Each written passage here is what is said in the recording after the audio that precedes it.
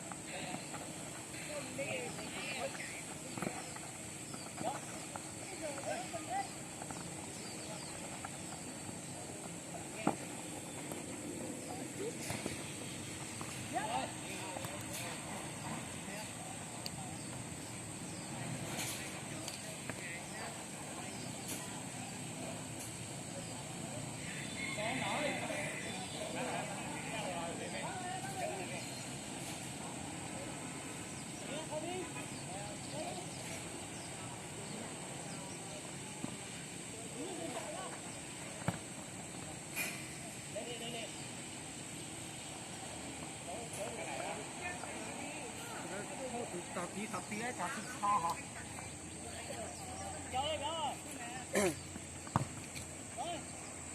Sao xong rồi? Ê, gì nè? Ê, gì tụi nó? Tụi nó ót xá ra này.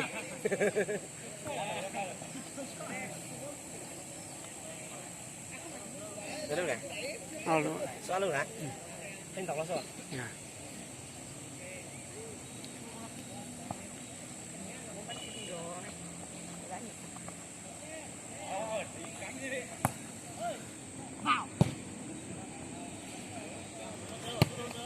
Sân đẹp như này á, đảm bảo siêu giờ 7 sẽ được vào nhưng mà trẻ mà đâu có già đâu, ai là cậu. Thấy không? Thằng kia hơn em 1 tuổi đâu. Đấy là người phải đã. Đúng mà. Thì sữa này. Ui, mẹ lâu lâu không chúng để bây giờ để nặng nhỉ.